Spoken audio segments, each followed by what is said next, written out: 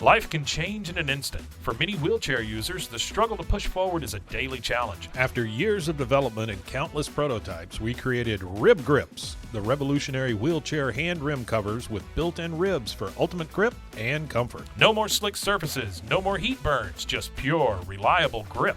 Rib Grips, empowering you to push forward with ease. Rib Grips, get a grip on your freedom. Discover the difference. Visit ribgrips.com and use promo code GRIP today. You just found the perfect product that helps with staying cool during hot summer runs. No more gross warm water. Stay cool with this product from Gear Handle. This hydration tube cover helps keep your water cool and easily accessible. Stay hydrated during those long summer runs or even delay from freezing in the winter. Plus, they're compatible with various brands of water bladders and come in various colors. Visit gearhandle.com and use promo code H2O today. Damian Holbrook's life reads like a drama he might review as a senior writer for TV Guide magazine. But being a closeted gay guy going to a Catholic high school in Philly in the 80s as you cultivate an appetite for alcohol is probably something you can't make up. Forget about the part where he bottoms out at a high school reunion and then gets sober. Would you imagine his life took off after that? Time to talk over 25 years of sobriety with my main man, Damian Holbrook, one of the TV industry's loudest voices. But first, Kevin Souza.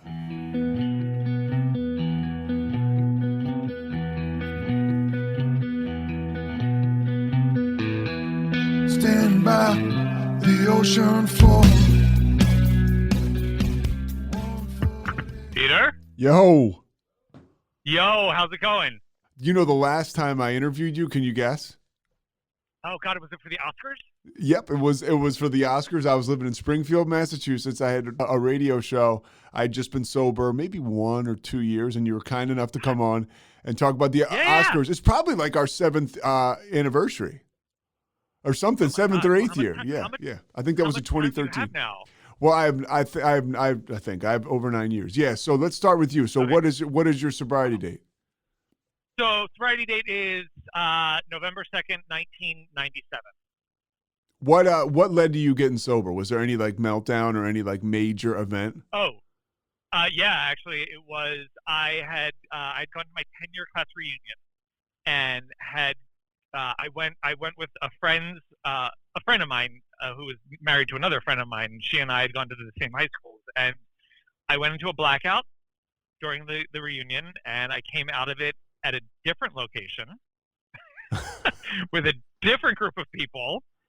And when I was told the next day what I had done in that blackout, and the things that I had said to my friend about her marriage and about her husband, it was all lies. Like, I lied through my teeth to this woman, but apparently convincing enough that she was just devastated by the shit I said. And that was when I realized. And she actually, when they confronted me, she's the one who said that if I didn't get help, I was going to die. And it was at that very moment. This podcast is about breaking the stigma to a degree. It's also about just getting the message out there. And you were one of those people. Right. I talk about, before I got sober, I read the book Moments of Clarity, and for whatever reason, being able to reach out and touch some of that stuff. You know, Moments of Clarity is a book by Christopher Lawford Kennedy, for folks who don't know, and it's celebrities talking about their experience getting sober, and like Alec Baldwin was in there, Jamie Lee Curtis was in there. So, anyways, fast forward to like I probably am a year sober, and I had Tina Fey's book, and I knew you, and I'm reading Tina Fey's book, and there's like 2 pages dedicated to you. Not only about being her friend, childhood friend, but then about working for TV Guide, and a story where you were a journalist and you quote unquote kind of burn her a little bit, and then Wait, by the way, that is not actually true, and I talked to her about that. We like, she has her timeline wrong. Everything I had on her was on tape, and I could tell her exactly when she said it. That section of the book was and it's weird because she had actually talked to me about a bunch of things about the book. And that had never come up. But I did tell her afterwards, I was like, actually, this was all on the record. So, so I didn't really burn her. It makes me look like I'm a skeezy, but... Regardless, you could tell she adored you. Yeah. I think a lot of people that are, when you're in early sobriety or early recovery and you just see something like that, me seeing you out there being referenced by somebody like Tina Fey and me knowing that you were sober and really worked a program, that was like one of those breakthrough, like fist pumps, like, okay. Oh yeah. And Yeah. so that's, Thank you. that's a roundabout way of telling you thank you for doing this and thank you for all the stuff you've done. You've always been pretty open about your recovery. Yes. I try to adhere to, the clear traditions of the program that I work, to not associate myself with a specific organization or, speak on behalf of anything. But I am sober and I'm very open about my recovery. Yes. So when did you first ever get loaded? Oh, first to ever get loaded. All right. I would place it within the 2 or 3 weeks before Christmas of 1985. Yeah, 85. I was a sophomore in high school, and I was the last of my friends to drink in high school, because I had been convinced that you couldn't drink because, Students Against Drunk Driving and Mothers Against Drunk Driving and everybody against drunk driving. And then I drank. We were decorating my best friend's family's Christmas tree, and they had a bar in the basement, which was basically like this finished basement where we watched all of our horror movies and we hung out. And her parents, her dad made me a Manhattan. Oh, her dad made it. Yes, they were having drinks and they asked me if I wanted one, because we were safe and in their house, and this was the 80s, so there was no, the world was not as litigious as it is now. So he made me a Manhattan, and I loved it. It tasted weird and almost medicinal, but I drank it like a shot instead of like a cocktail. So he poured me another one. And that's when I got wrecked. And you were a sophomore, which is kind of the time where in high school people start to drink around that age, where it's just kind of like it's the way it is in my experience. Did you notice that, like, you started to drink kind of? Well, back then, yeah, it was like freshman year. There were like mixers at my high school and football games and after parties and things like that, where people did drink, and I was so impressed upon by the media at the time to not drink. And also, I was raised in a non-drinking family. Nobody in my family was sober; they just didn't drink. So it was one of those things that it was forbidden, and I wanted to be, a good boy. And then I started to see all of my friends falling into new social groups, and they were all partying. Did you have alcoholism in your family at all that you know of? I did. Apparently we were warned about that as we entered high school age, my brothers and I. I don't remember being told, but apparently on both sides, my father is from what I like to refer to as Dogpatch, Georgia, and his family is good old rednecks who drink themselves to death. And my mother's family is here from Philadelphia, and her father and her sister, and there was like uncles that always seemed to be happy at every wedding and house party, but turns out they really loved their drink. So you said somebody warned you. Who warned you? Do you remember a warning, or did you forget it? My parents.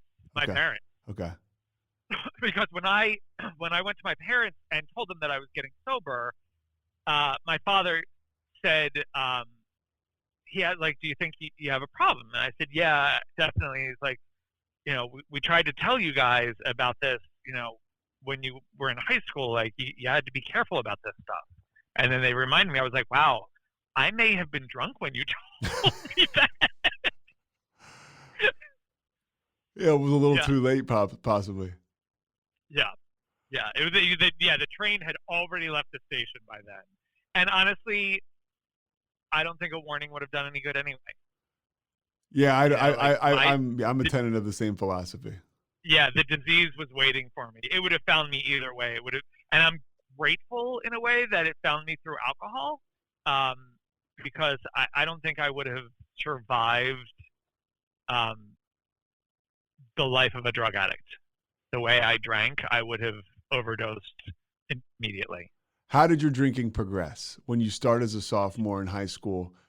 How does it go from there? So it went from, so I was going to an all-boys Catholic high school, and at the time I was a closeted fat gay kid.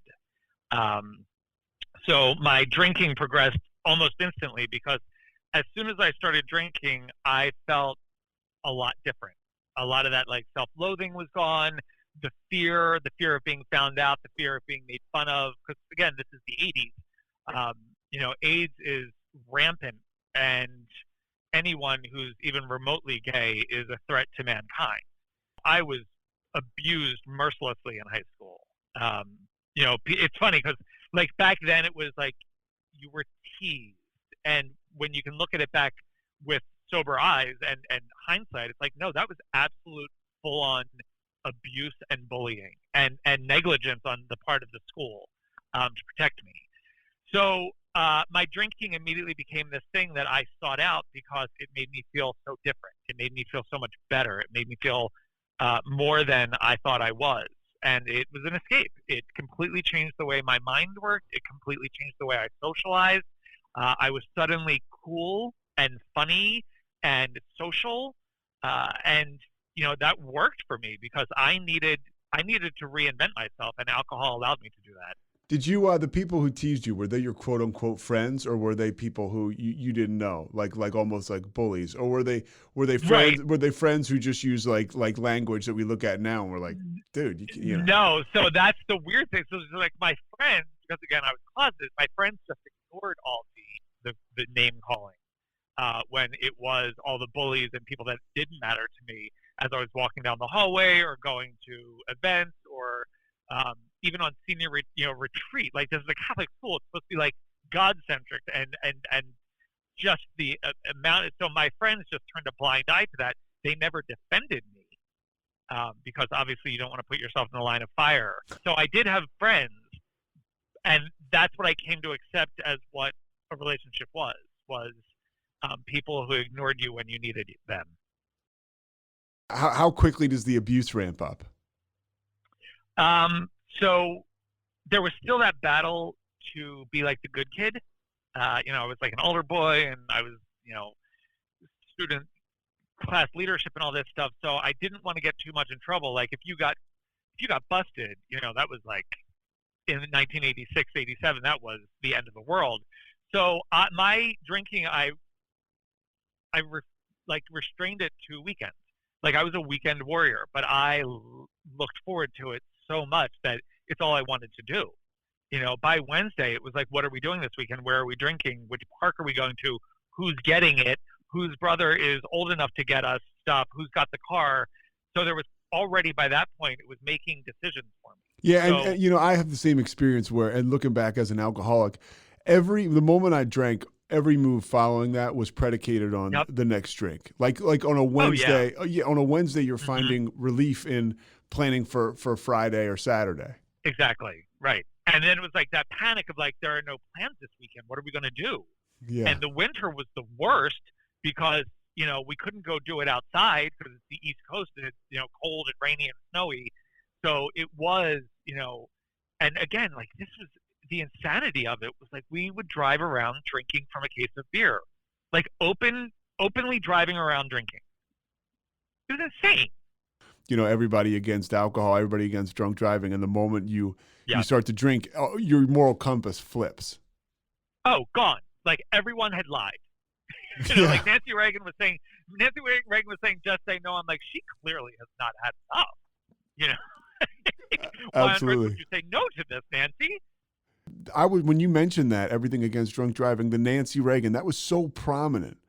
Oh yeah. But if you're like me or like you mentioned with your family in the morning, like nothing is going to stop that train. Once, I feel like it's a disease and I'm programmed to be alcoholic. And the moment I drank, it literally, like they talk about it, like I started to give away pieces of myself, my integrity, my morality, my acceptance of right and wrong.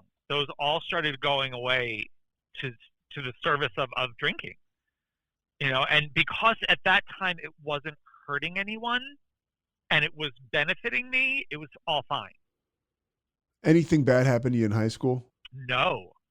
In fact, that I think the sheer amount of things I got away with or escaped culpability for kept me drinking longer, I think. I did not get in trouble. I was out drinking with a group of friends one night on a golf course, and I went back to one of the cars to get more beer when my friends down on the golf course got raided. So I just got in the car and drove away with the lights off. And you got away? Yeah, got away. At the senior prom, because I was on the prom committee, I knew that the cars were being checked in the parking lot at a specific time during the evening. And then realized that we had been pre-gaming and left some stuff in the car. So armed with the knowledge of when they were going to go out to it, I just went out earlier as part of the prom committee to make sure everything was on point, and got rid of the stuff that would have incriminated us. So you were very busy, by the way, like on the prom committee. I'm getting the idea that you're very involved socially. You've always been successful, right? You've always been driven. I was a very late bloomer.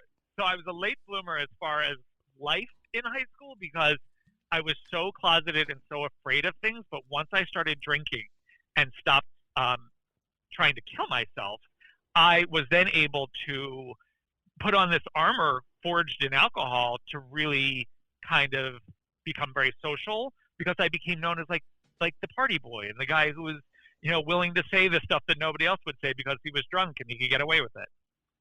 You hear people say, drinking was the answer. It certainly sounds like it was like that for you at an early age. Oh, yeah. It was the answer, and it was the remedy to all the problems I had. Was it easier for you to express your sexuality once you started to drinking, or was it easier to suppress it? It was. So it's funny. I was recently thinking about that, because I didn't come out until I was 26, even after college. But when I was drunk, I could behave gay, and people thought it was funny because it was like almost like I was imitating gay, Yeah. So they just thought like, oh, he's really funny, he acts like that. So you go to college, you're drinking. Would you call it? I'm not going to put words in your mouth. Would you call it like living a lie? Oh, totally. Okay. Totally living a lie, because here I am trying to pass myself off as like the model son and the model student. And high school was easy.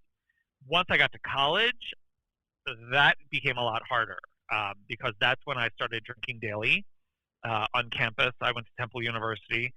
I was drinking daily. I was working at the school newspaper. I was adding a lot of dry goods to the mix. And then it was really hard to keep that balance of the good guy, because I was always hungover. I was always missing things. I was always kind of like MIA from appointments, and I always had to have an excuse. The people that don't know dry goods, we're talking about drugs, by the way. Yes, yeah. So that's when I started to like kind of bail on relationships, screw over friends, get very careless with people's emotions and belongings, started to steal a lot, started to lie a lot. College was definitely the lawless years. And you're still moving forward though professionally, like because I mentioned you were busy in high school, and now you've achieved a lot of success as a journalist, and so you're already writing. I take it in college. So I got to college, right? Went to school for journalism, and immediately got onto the school newspaper. Started to kind of just build my resume. Was working as a film critic and doing TV reviews and interviews and things like that. So where are you doing the stuff for the newspaper locally, or anywhere else? For the school newspaper, and then for the South Philly Review, which was a newspaper right outside of Philadelphia, or part of Philadelphia. And so was doing all this, and also working full time managing a video store, and taking full course load. So, and it's funny, I was just talking about this with a friend about the amount. It is staggering how much alcoholics can get done in the grips of a disease. The fact that, like on top of school and 2 jobs and writing, I was also managing all of the lies, all of the twisted relationships, all of the, obligations that I could fulfill. Like, it was 2 full-time jobs of being an alcoholic and being a human.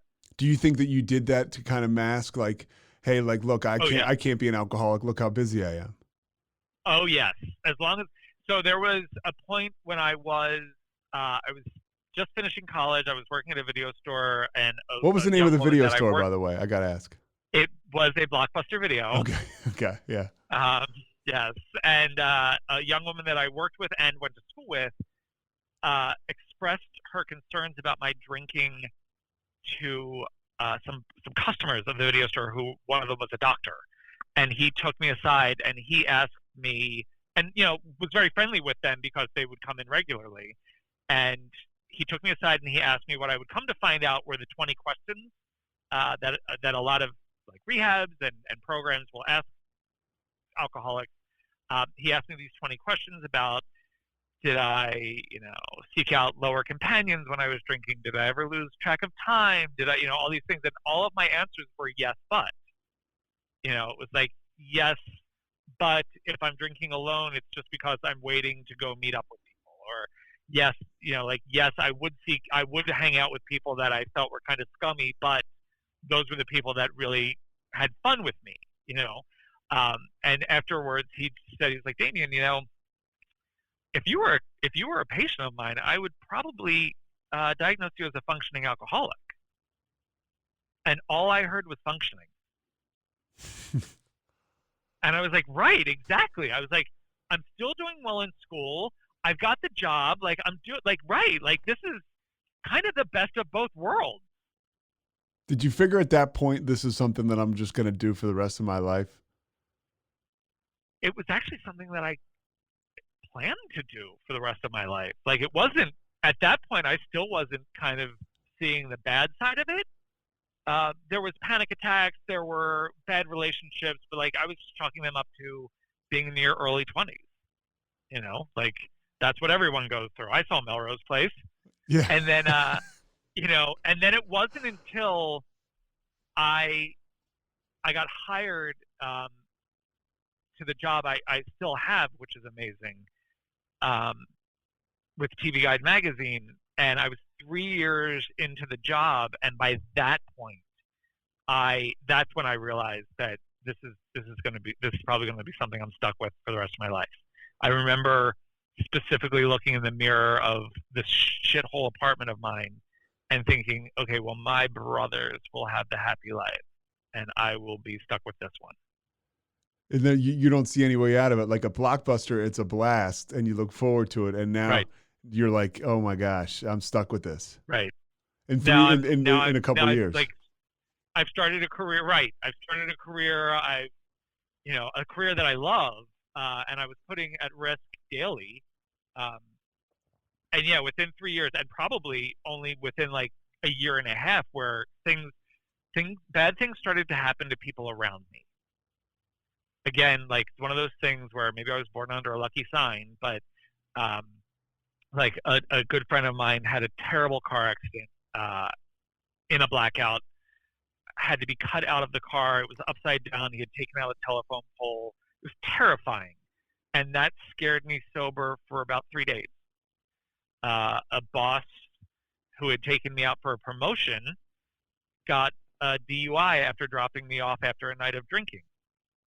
So there were like these close calls. All these close calls. Like I was with these people an hour before calamity. And I started to think eventually my number might come up. But again, nothing was stopping me. Were you drinking at all before? Because with Blockbuster, I thought about this. Were you drinking at all before work? Not before work. I was drinking at work. Yeah, I had this weird rule that I wouldn't drink in the AM. So that meant like 5 o'clock and beyond. How would you drink at work? Like a Blockbuster? How would you pull that off? So Blockbuster was open till midnight, and with closing the store, you wouldn't get out of there sometimes until after 1 a.m. and bars here in Pennsylvania closed at 2. So I was like, well, I'm not going to get to really enjoy time at the bar So I need to kind of do it here. So I would have, I had some customers who came in who I would give free rentals if they brought a six-pack. Yeah, it sounds like a plan. Yeah. And then you get 3 or 4 customers doing that. Then then you're getting a free case a night for them to get like a free copy, a free rental of Terminator 2. And, I would just keep it in the office or the break room in the refrigerator. And, it was a bunch of young people. So there were a few of us that drank on the job. Did you feel like when you were writing, did you drink at all when you were writing? And if you did you feel like the old stories like Hemingway, did you feel like it made you a better writer? Right. Oh, so that was that big narrative that I had sold myself. And meanwhile, like I was not doing any writing like Hemingway. I was literally writing, listings for Baywatch and, cooking shows. But then I started to handle bigger shows and I was drinking and I would take, back then, we would get scripts from TV shows to read and then write up little articles about whatever. And I would take a stack of these scripts and I would go to this bar by my apartment and I'd get hammered while reading these scripts. And as the night would progress, the notes that I would take on the shows would get more and more absurd and then just illegible. The next day I wouldn't even understand some of them. So I would have actual physical proof of like, okay, this was clearly this episode I read during my first couple drinks. And then this one was definitely in the bag. Looking back, do you see like shame connected to that? Like reading the next day, like, oh man, I was messed up. No, because I would just reread it and do it again, like fix, like repair my damage before anyone knew about it. So it was still like I was running this long con on myself. Yeah. The shame didn't really settle in until after I got sober. And so how did you like as it progresses, because you're still kicking ass on paper, which is great. I used to love to do that. Like because I would have these jobs which people were like, oh, he's doing okay. But like you got close enough to me and I was going to burn you. Did you have, oh yeah. So were people pushing you to stop drinking, people who got close enough to you? Yes. I had friends who were constantly saying, you need help, you're an alcoholic. And so those friends I pushed away. Those were friends that I needed to disconnect from. And those were also, this was happening at that point in your life where they were like getting married and buying houses and having kids. So they were distracted enough that I was able to use that against them and be like, you've abandoned me. I'm going to go hang out with this new group of friends who let me drink as much as I wanted to. Where's the sexuality at this point? So I'm at this point, I guess like I'm at 26 years old. I'm living with 2 friends and I don't know what inspired it. There wasn't like anything. I just felt like I was just kind of tired of it. So I just like, we need to take care of this. And I just started coming out to people and like 98% of them knew. Yeah. Like they were all like, thank God, like, and some of them were even like, now you'll be so much happier now because I'd gotten so miserable and toxic from alcoholism that they're assuming that all of that misery and anger and aggression and rage that I'm carrying around and expressing is because I'm closeted. Did you convince yourself of that? No, I actually didn't think I was that bad. Okay, but that's what I mean. Like, did you? Okay, yeah. So were you like, yeah, like that makes sense. Like you're right. Right. I was like, oh, this will be a new beginning. Like this will kind of be a blank slate. And they were like, maybe you'll stop drinking so much. Like you're not hiding so much. And I only had a couple friends who were like, really? Are you sure? Don't you want to have kids? I'm like, okay, well, first of all, those are not mutually exclusive. And also no, because I'm incredibly selfish and children are messy. And then I was like, oh, this, like, why aren't I getting happier? Like, I should have been so relieved. I didn't have the experience you hear. Like, I'm not Colton Underwood, where I come out and I get my own freaking TV show. I came out and just kept drinking as much as I wanted to. So you're 26. I didn't get it. My gay guide was just a bartender at the gay bar down in Philly. I didn't get Gus Kenworthy. So you come out at 26. How like, what is the drinking like up until you get sober? Because you think that this is going to be a clean slate and this is like a landmark deal. It is like rocket fuel to my drinking. At this point, it's like, I think I used it for like, I'm celebrating, my genuine self. Like, well before people were saying living your best life, I was using it as an excuse to like live my best life. I was drinking a ton more openly, doing a lot more drugs, associated, like, because now it's like I'm going to a gay bar every night. And that, like, let me tell you, if you've never drank in a gay bar, you do not know what you're missing. Because okay, I don't know what kind of alcohol they use, but it's always like 100 proof more than normal alcohol. Like, those drinks are designed to get you on the dance floor and then on your back, I think. So we would go to these bars and just get ripped. And then it's like a 24-hour cycle, you know, of drink, like waking up still drunk, going into work still drunk, drinking at lunch, drinking after work, drinking back at the apartment or back at another bar. And that is the last 2 years of my drinking. I couldn't tell you, like, I would love to say that there were like sober weekends. Like, there were times where maybe we went undercover, we call it, and not drink, but that wouldn't even last 24 hours. How was your health? Horrible. I was like 310 pounds. I was chain smoking. I was putting everything possible into my body at this point. I think I got more self-destructive and more self-loathing after I came out because nothing got better. Oh, wow. You know, like, I felt like I didn't even come out right. And so I'm crying every day. My mental health is a wreck. I'm having mini breakdowns at the drop of a hat. I'm suicidal again. I'm writing a suicide note every day on this laptop. I'm so miserable. And again, crying every day. And I eventually couldn't hold it together. And I was at work and I went into my boss's office. And this was somebody I drank with. And I was like, I think I'm having an actual breakdown. I think I'm on the verge of a psychotic break because I can't breathe. My vision is getting blurry.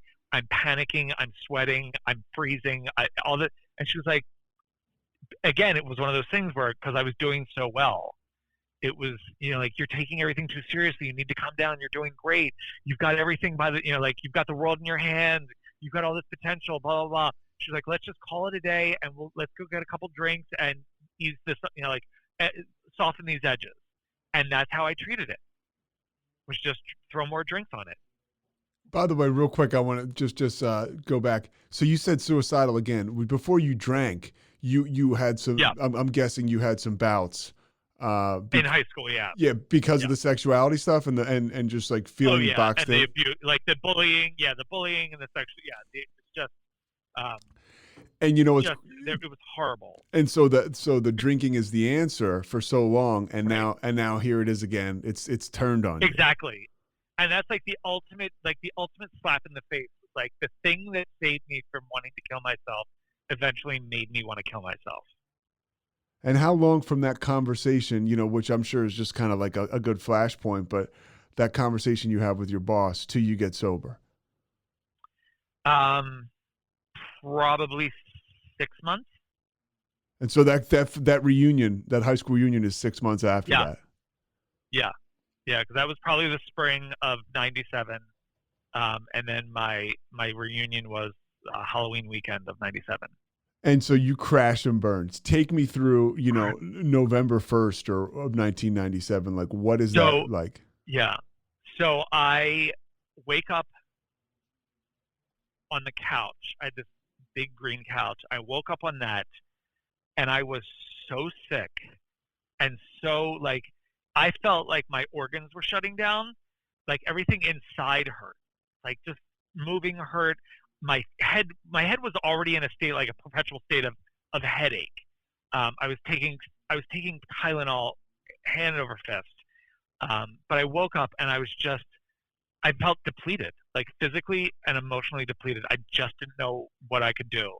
So I just lay on the couch all day long. And then my friend Dean, who was married to my friend Anne, who I'd gone to the reunion with, he called me and he said that we needed to discuss my behavior at the reunion. And now I'm thinking, good, because I went to that reunion with Anne, your wife, and she was nowhere to be found when I came out of my blackout at another bar. Like, I don't know where she went, thinking like she ditched me. And then now remember, this is the late 90s, so people are on their landlines. So she's upstairs on one line and he's on the downstairs line, and they start telling me the shit I said to her about, Dean and their marriage and fidelity and all this crap, and none of it is true. Not like whatever I have said to her is not true. Like, they have an incredible marriage. Yeah. And I'm apparently just sitting there making up tons of lies, and clearly with the intention of just hurting her. And I don't know why, because she's a friend of mine and she's never done anything to hurt me. So they go on and tell me all this stuff, and they say how abusive I was to other people at the event, and then I fled the party apparently and got in a car with all these other people and went to this other bar. This is a reunion, by the way, so it's like people you haven't seen in a while. Oh, it's like some of these people I have not seen in 10 years. Yeah. And after they finished telling me all this stuff, I remember saying to them that I had been apologizing for my behavior to people for at least half a decade at this point. And I said, I can't even muster up an apology this time because I don't remember doing any of this stuff. None of this sounds even remotely familiar to me. But it definitely sounds like something I'm capable of. And that's when my friend Anne said, if you do not get help, you're going to die. And she knew it because she had family in recovery. She saw all the signs. I was about to ask you, so who was your lifeline in recovery? Who did you call? Who picked you up? Who talked to you? So she says that to me, and I immediately know she's right. And I have no option. There's no game plan in place. Like, my identity is drinking. From the host of the popular podcast, The Only One in the Room, Stash by Laura Cathcart Robbins is a propulsive and vivid memoir about the journey to sobriety and self-love amidst addiction, privilege, racism, and self-sabotage. Best-selling author Holly Whitaker calls it an irresistibly delicious story, and MacArthur Foundation fellow and best-selling author Kiese Lehman says Stash is emotionally riveting. Buy Stash by Laura Cathcart Robbins now, wherever books are sold. But there was a guy that I worked with who drank, I would say, like, back then, it would be like he was far worse than me because he would be the guy that, like, passed out in public.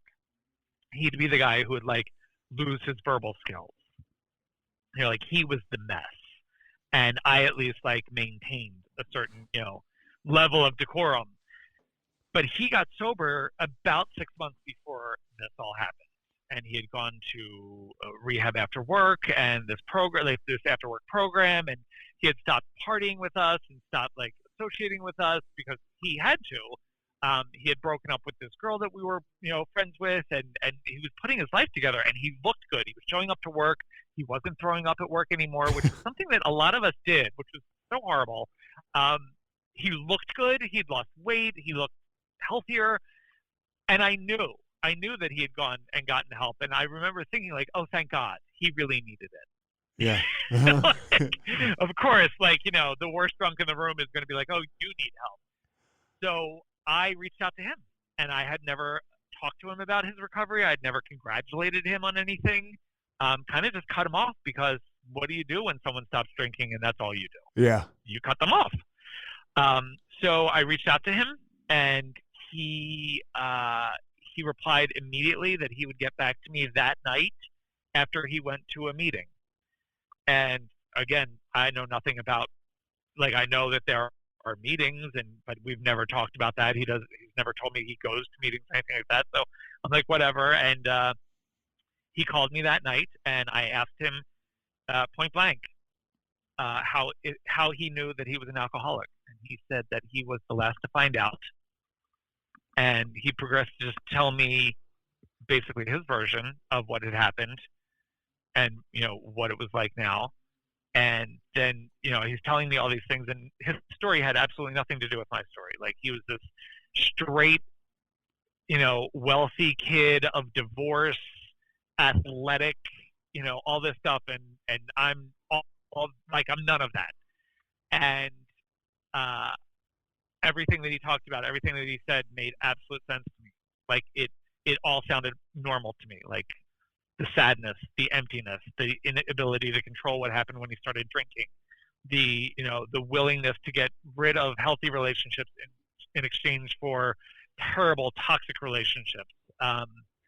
All of that made sense to me. And when he finished, he said, "Do you think you're an alcoholic?" And I said, "I don't think I have any other option. All of the evidence that you've just presented to me is irrefutable. Like this is what I've got." When you said And that, did anything wash over your body? Yeah. Go ahead. And he what? Oh my God. Yeah. So I got off the phone with him. He said, "Okay, just don't drink tonight. And I will get you information tomorrow. It's going to be okay. Just don't drink tonight." I have not had a drink. I got off the phone with him, and yeah, it's kind of like a ghost story as far as I'm concerned. Like a lot of people do not have this experience, but I truly felt at that moment that this crazy obsession to pour alcohol into my system and blot out reality was alleviated. If only for that moment, I felt more relief and peace of mind than I had felt in probably 16 or 17 years. When did you tell your parents? I waited until I had 2 weeks because I didn't want to be the guy who oh, I'm quitting smoking, and then 24 hours later they're outside smoking. I didn't want to set anybody up for any more disappointment on my behalf. So I kept it quiet with my parents until I had 2 weeks, and then my friends until I had a month. Dude, it's like you're already learning, because I know you, and I'm hearing the story, and we're talking about anything but a quiet guy. But you're already learning in sobriety, right? Yeah. Like, okay, here's how. Yeah. It was one of those things. Like the first thing I attached myself to was the anonymity. Like this is nobody's business, except for mine. Nobody's they didn't need to be a party to it. This was the shit that I had to take care of. I was so reliant on other people to fix my mistakes. I knew this one was the one I had to do on my own. And what is those first 2 weeks like? What is that first month like? That first. Oh my God, horrifying. I honestly feel like I walked around I don't think I blinked in the first 2 weeks because I was so shell shocked by the fact that I was not drinking. I would wake up or go to bed kind of baffled and have to write down all of the things I had done to make sure that there wasn't a point where I just inadvertently drank because it was so second nature to me. I went to a meeting every day. I started to pray, which was weird because I was Catholic and I was an altar boy, but this was a totally different kind of praying. I started smoking a lot. I was chain smoking Marlboro Lights, and I was going through probably a bag of low-fat Oreos every 2 nights. Whatever gets you there.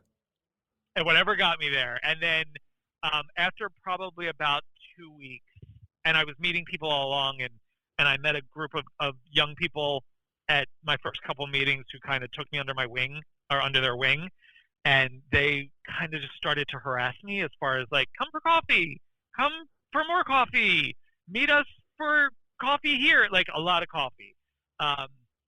And a lot of bookstores. Back then there was Barnes & Noble and Borders, and there were tons of bookstores with coffee shops in them. So we would go to those, and it was so awkward and uncomfortable and terrifying. But every day ended with me kind of baffled that I had not drank. And how did the next morning feel? Oh my God. I did not know that there was so much going on in the world before 9:30, 10 o'clock. I didn't know what to do with the extra time. I took a second job. Aside from TV, aside from my full-time job, I took a retail job near my apartment, partially to keep myself busy on weekends, and also to build up some money, because being an active alcoholic with a fondness for drugs is expensive, and I needed to dig myself out of a hole. And also, you go out to coffee 6 or 7 times a week. That also adds up. Yeah. So what about work? Are you an outcast at work because you stopped drinking, or do people like, oh, thank gosh, or how did that work? Yeah. So with the coworkers, that was I probably went 2 or 3 weeks before I said anything to them, and they were so relieved. I remember this one woman that I worked with that I really liked. Her name was Karen. She was actually harder to convince because she might have had somebody in her past, but she expressed like she was very grateful and happy for me, but she pointed out like I was very volatile when I drank, and that wouldn't go away overnight. Like her perception of me wouldn't go away overnight, and that was fair. But everyone else was, like, this is great, you've got this. They were really supportive. How did you hang on to your job? I mean, you got a kick-ass job, and you didn't lose it, and you kept it the whole time. No, it was a weird kind of confluence of very bad luck on one person's part and very good luck on mine. Like there were things going on that were like, my drinking was, in tandem with some coworkers and some colleagues. So we were doing it a lot together. And some of those people that were doing it with us were, higher up the masthead. And so we were protected. Okay. And then when the house of cards started to fall apart, it falls apart from the top. And so they suffered, they came, like the boss who got the DUI, things like that. And then I was getting sober right at that moment. And so suddenly I was out of the line of fire again. So I was able to really, and again, because of the job that I loved and I was kind of good at, even in an altered state, I worked really hard to make sure that it didn't suffer. And before we get go forward in your journey in recovery and sobriety, when you do a lot of stuff now where you're out and about with A-list celebrities, you're hosting panels, you're interviewing superstars. Were you out in the public when you were drinking and using before you got sober? No. Oh my God, no. No, I didn't get to do any of that. And thank God. Thank God I was able to be sober for about 2 or 3 years before I even was put in like physical proximity to any celebrity. I was really just a writer, and I was doing phone interviews and things like that, but none of that stuff came until I was probably 3 or 4 years sober. And because again, like you start to show up a little bit more and you start being able to take on more and be more reliable, and you've got a cleaner head. I started to make myself not indisposable, but like put myself at their disposal, like use me, if you need this done, let me know. And so they started to get me media training and put me on local television, some satellite feed radio tours, things like that. And that proved to be something that they kind of liked me doing as well. And then the snowball effect of that led to these panels. And so I was probably sober probably 8 years maybe, before I did like my first live panel, and that was at New York Comic-Con. How was that, in sobriety? Was there any fear that came with that, or was it a situation? Go ahead. A little bit. There was a little bit of fear. I never really thought like, oh God, I wish I could like take a drink to ease the fear, because I knew that would render me incomprehensible on stage, and I need to be there for this cast, and I need to be there for the fans, and I need to do a good job. So really what sobriety had actually helped me do is you get used to kind of talking in public at meetings and things like that. So it actually helped me be more comfortable on stage in front of people, in front of a microphone, and a little more honest and loose, which is great, because then the cast and the actors feel that, and they feel a little bit more taken care of. Isn't that amazing? And I think that goes for anybody. You know, there's different degrees, right? You've always been an outgoing person and kind of an orator, but even somebody who's, you know, just doesn't feel comfortable in a room full of people and talking, everybody gets a little better and a little more comfortable in that respect. I mean, forget about the fact that you just saved your life and you have a brand new one that's incredible, but it also does help as far as that's concerned.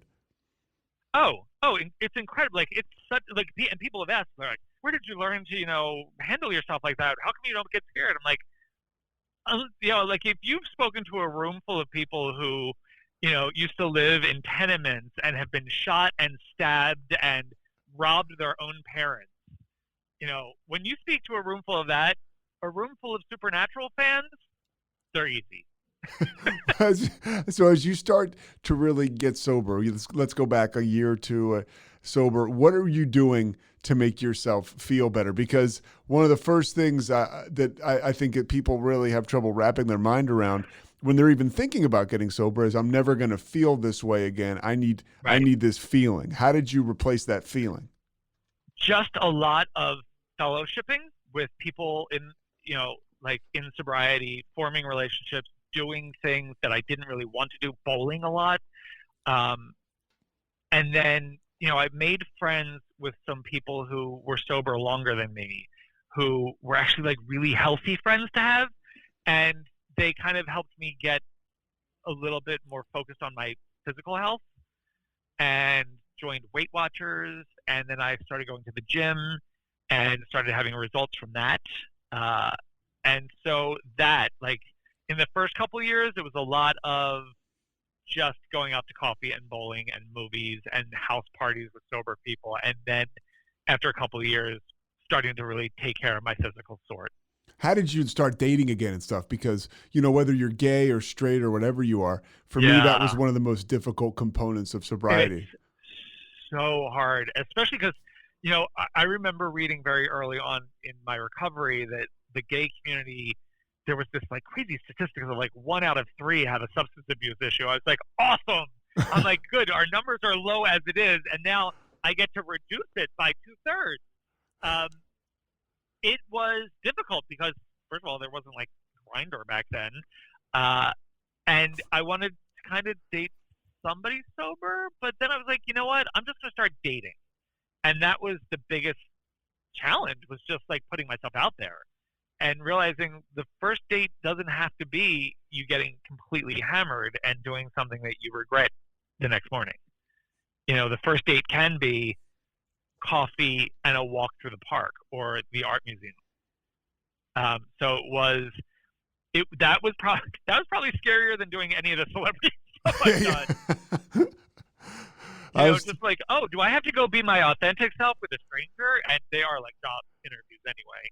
I was talking to a new guy about dating, and he was, you know, the guy's got everything going for him, but just like you or I or anybody else that's getting into sobriety, he was timid about going on dates.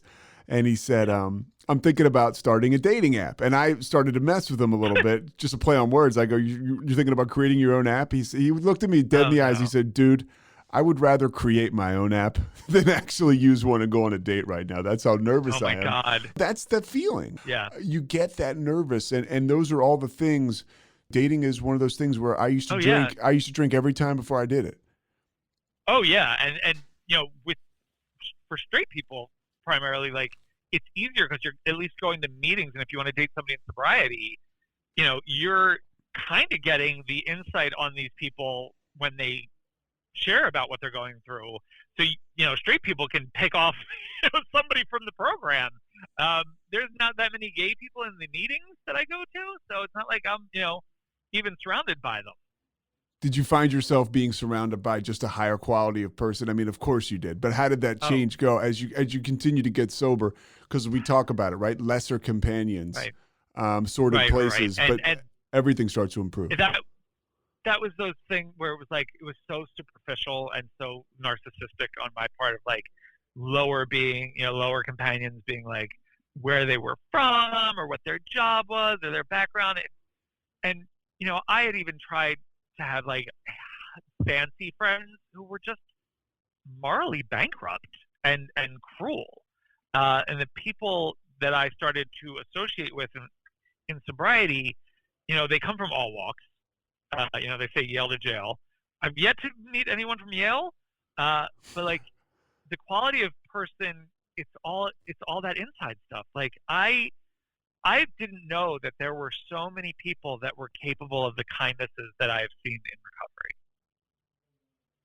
I didn't know that there was an entire community of people who are working to make themselves better, and the best way they can do that is to help make someone else better.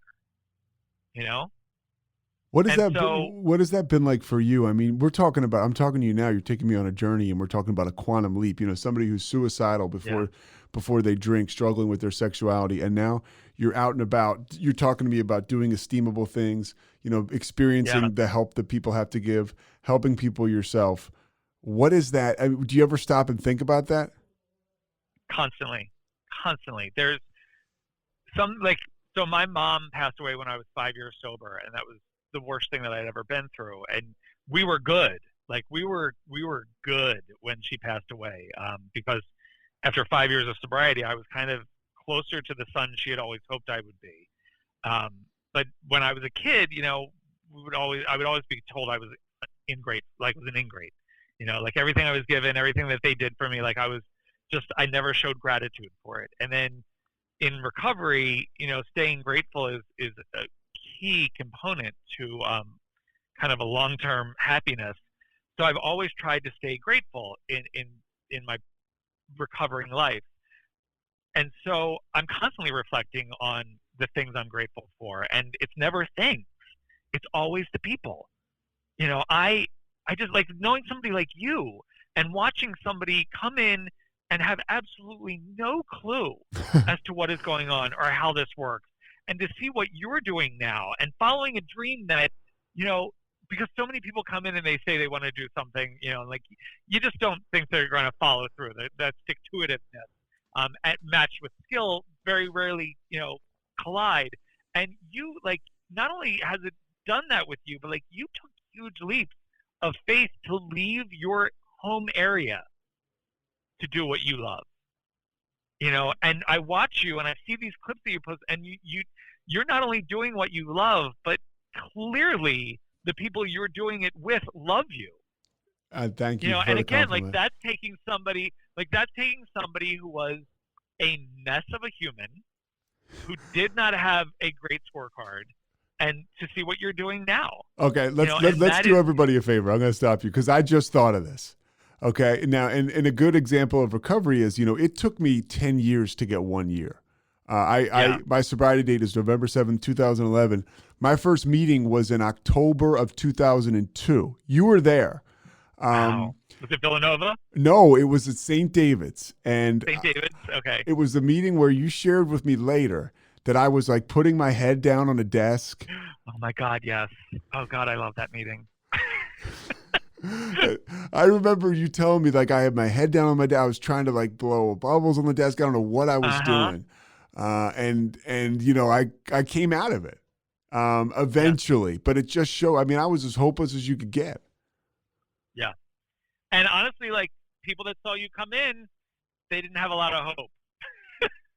Because, some people come in and you're like, well, they might have fried their motherboard. I don't know if they're going to be able to follow this. And, but you did, because again, like 10 years to get a year, you kept showing up because you knew, they're part of, like, and that's something that, they talk about, once you get a taste of sobriety, that's what you need. What do you do today to stay, because you're vigilant, man, and your career continues to take off. We're not making this a mutual admiration society, but everywhere I turn around, I see you. And I see you with celebrities. I see you interviewing people. Real quick, out of curiosity, have you ever been in a situation where you're interviewing somebody like Jennifer Lopez and you think to yourself, man, I can't believe I'm here? Yep. It's usually, I can't believe they let me do this, and if they only knew. Like, I still think, like, I was interviewing Daniel Radcliffe, and I'd actually interviewed him a couple times, and one time he remembered me, and I was like, fucking Harry Potter remembers who I am, and if he only knew what trash I was. it's something that I always think of. I'm like, God, I cannot believe how lucky I am to still be alive. How do you pay? How do you give back? I mean, because you're very involved, but as far as sobriety is concerned, and you mentioned the fellowship, what does the fellowship look like now? You're that guy that has been around for 25 plus. Right. Well, that was something I never wanted to be the guy who had a lot of time and wasn't around. Like I didn't want to get all the good stuff and then bail on recovery or people that need it. So I still attend meetings in this pandemic. I mean, there have been weeks where I've done 8 or 9 a week because it's so easy. You just hit a link. Doing a lot of like reach out and text and calls to guys in the program that are struggling or maybe just need to be reminded that they're okay. And I work with guys to help them maintain their sobriety. All the things that I was taught, all the things that were done for me, I just try to replicate. What do you do when you're feeling like, man, I'm having a rough day? Or what do you when you're feeling edgy? Because untreated alcoholism is there for all of us, and it happens. How do you right that ship? Well, sometimes I don't, and I just let it ride out, and like I get a little self-indulgence and allow myself a couple days of self-pity. But I'm also at least conscious of letting somebody in my circle know that I'm in that state. Like my sponsor or one of my sponsees, I'll say like, I'm not feeling great. I'm not in a great mood. I'm in a mood. It'll pass. And I fight, that temptation to like overeat or overshop or gossip or, any of those other isms that I can act out on. And other times I will, if I know that I'm in a bad place and I'm feeling low or something, I will try to reach out to somebody else who's not feeling great, or just tell somebody this is where I am and let them try to help me. How do you function? Because I mean, a part of your job and a part of your life, how do you function with people outside of sobriety? How has your life taken off as far as relationships with people who are outside of the program?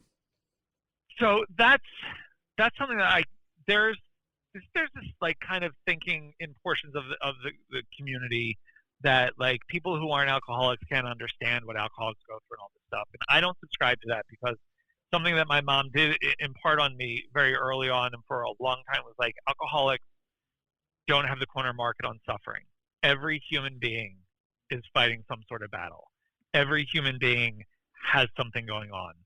And that has changed the dynamic of all of my relationships with people who are not in recovery, because it has added like this depth of understanding and empathy where, I'm able to have conversations with friends that I have had for years, for like 20 years, that after 20 years was able to have conversations with them about how they're feeling, not what they're doing.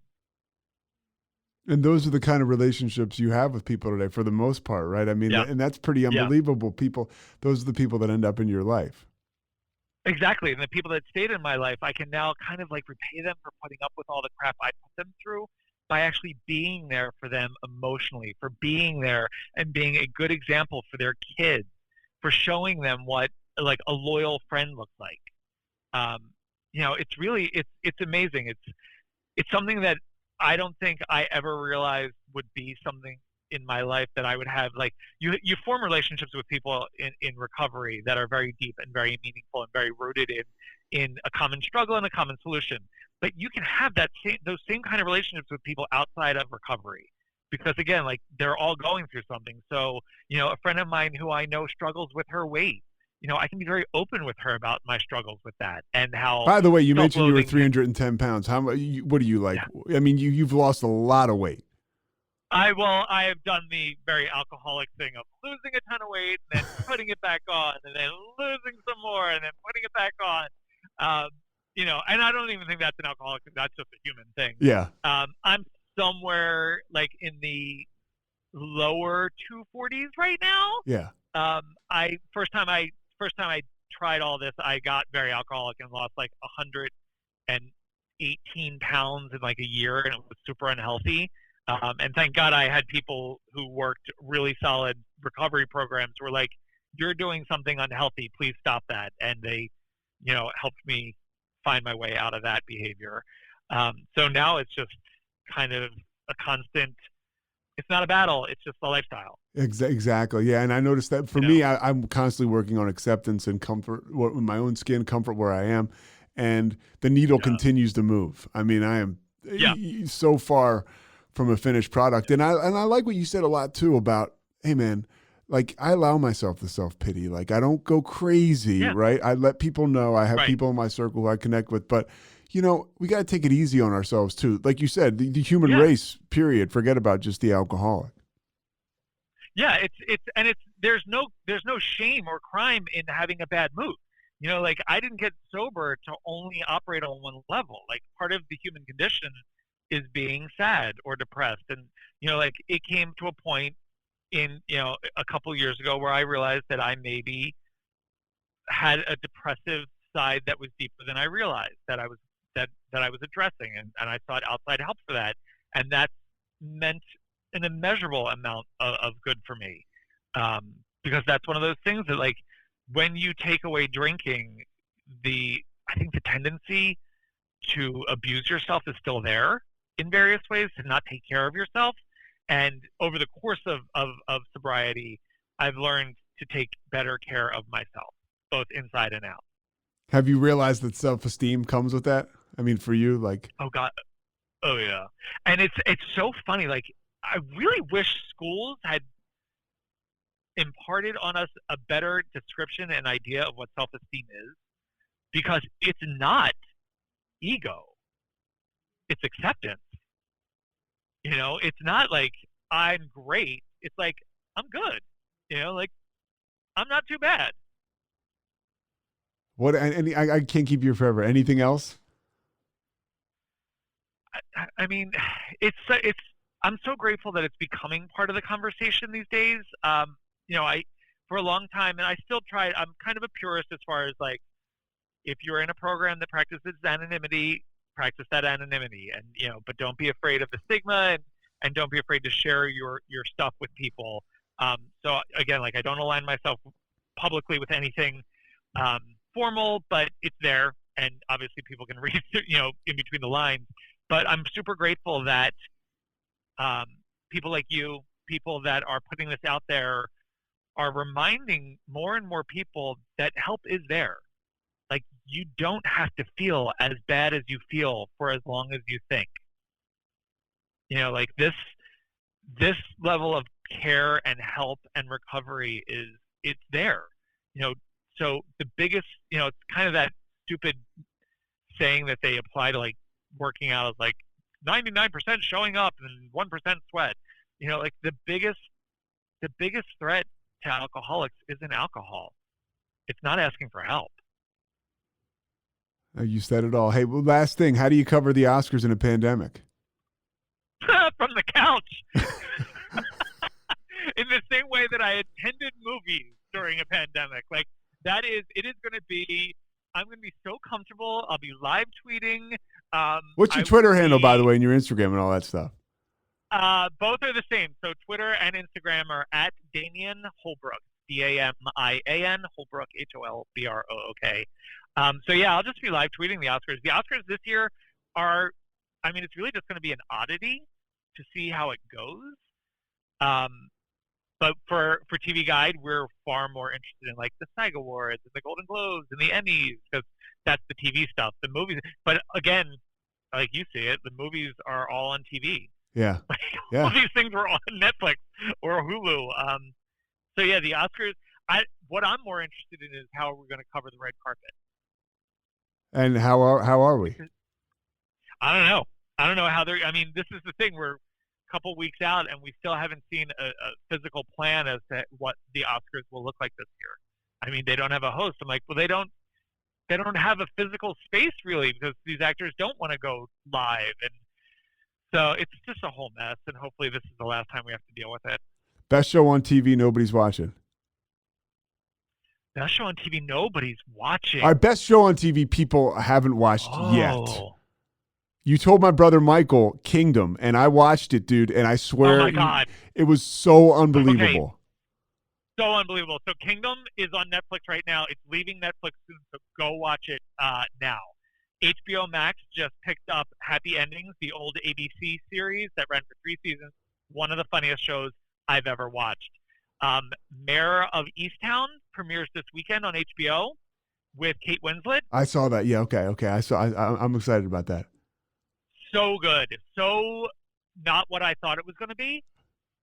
And then for pure just entertainment and escapism, I would go with, so I love Breeders on FX, which is just a British comedy with Martin Freeman about a couple with 3 kids or 2 kids.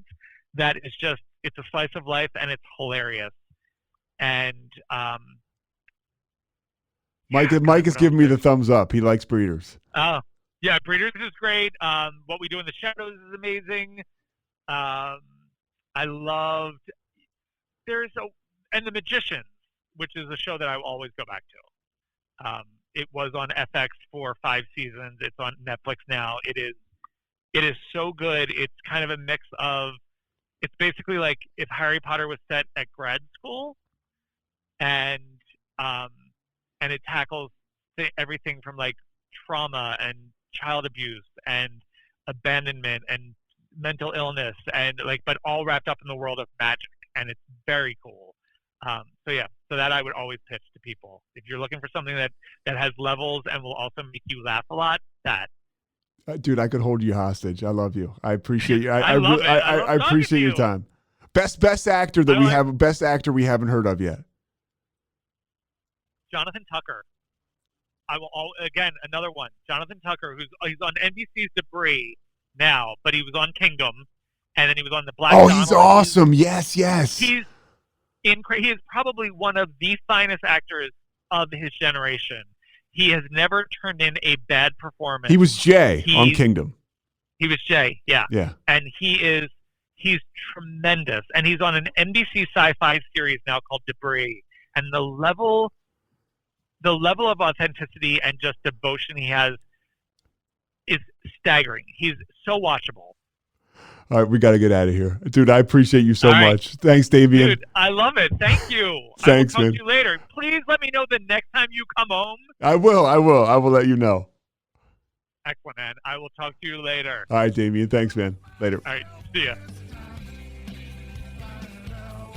Thanks so much for listening to The Payoff with Pete. Once again, I'm Pete Souza. And of course, we are part of the Rogue Media Network. All kinds of good podcasts you can find at roguemedianetwork.com. And of course, you can find this podcast and all those other ones wherever you get your podcasts, iTunes, Spotify, other spots like that.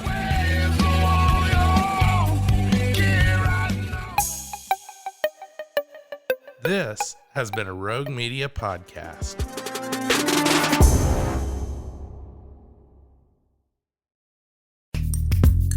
Are you a podcaster? Let's talk podcast hosting. Are you tired of your current podcast host? Need real support and a community that gets it? At Rogue Media Network, we offer top-tier podcast hosting services to help you thrive. From hosting and distribution to dedicated support, we've got you covered. Starting as low as $25 a month. Join our community of passionate podcasters today. Contact us at hello@roguemedianetwork.com.